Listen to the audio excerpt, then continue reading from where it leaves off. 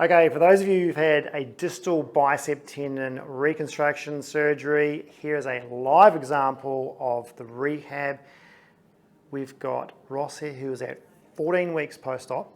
You can see here, this is the incision of where that distal bicep has been screwed into the radius, okay, and wrapped around and anchored on the other side. He is doing great. So this is 14 weeks post-op.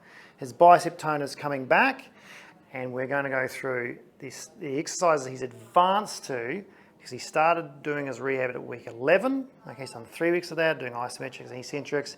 Now I'm showing you some new stuff. So the first thing you're going to do, before he was just doing isometric bicep curl, so just pushing up, right? Now he's doing an eccentric curl.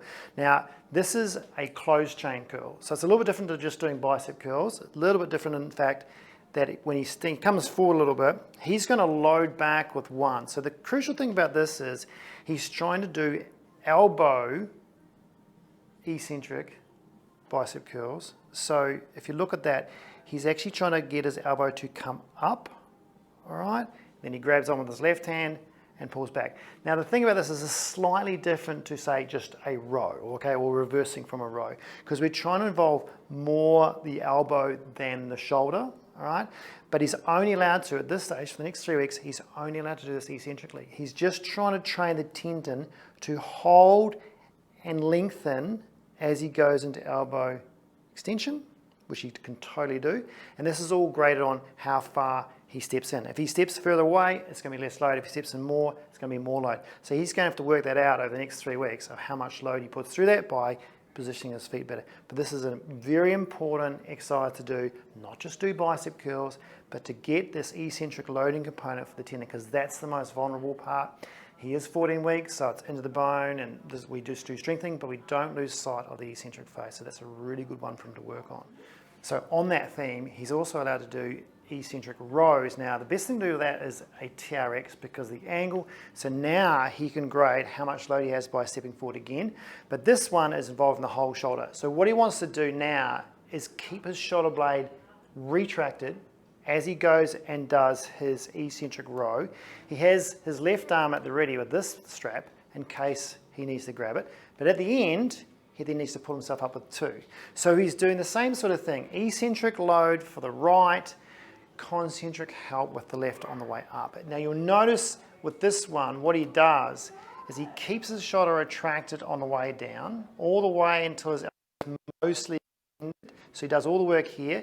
Then he lets this protract through, and then when he grabs his other one, he retracts that and pulls through with his elbow. Okay, so another super important one because this is now involving sort of two joints going on here. He's getting his shoulder involved. And like I've mentioned to Ross, sometimes these bicep tendon ruptures happen because of lack of shoulder strength. So he's working on that now to help out not just the elbow, but to make sure his shoulder issue goes away as well. The other interesting thing about Ross's elbow is he's getting a little bit of sort of niggles around the back of his elbow, which has nothing to do with the surgery. What it is to do with is his tricep and his bicep obviously has lost strength and lost tone. So when he tries to do pressing movements, especially that kettlebell press he does, he's getting a few niggles here because he's just losing strength. So what we've got to try and do is get his tone up in his tricep and teach his brain to be able to use that tricep to lock his elbow straight. Part of him is trying to keep his elbow bent to sort of safeguard the tendon. He's very vulnerable. His brain doesn't like him being fully extended like that. And so he tends to sort of switch off and his brain doesn't let his tricep do the work. So it goes sort of soft. So we've got to try and switch that back on. One exercise that's really good for that is doing extensions because it teaches you to do pure shoulder extension, but keep your tricep on to keep the elbow extended. So when he does this movement, he's got to try and convince his brain not to bend his elbow like a row when he pulls down. Because this is like a lat pull down if you like, and your brain wants to go, okay, let's bend your elbow.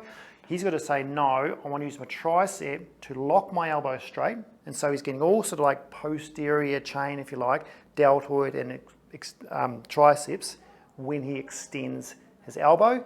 And his main focus is, can I keep my elbow extended the whole way? What this will do is prime his tricep, switch it back on, plus when he's doing tricep extensions, that'll help him as well. So when he goes and does a press work, he's not getting any issues at the back there. So another little one we've added in. Now one of the last ones I want to show you is what we're doing with a fly. Now these ones, yes, it's a pec movement, but we're trying to get him working on distal bicep isometric strength when it's out in a vulnerable position. What he's got to do is keep that bicep engaged and have his elbow bent just maybe 10-15 degrees. Okay, this band is just a little bit of tension right at the end there, so there's only a little bit of load. Most of this work is going to happen in the shoulder, but what he's doing is trying to keep his elbow fixed in one position with the bicep tendon here.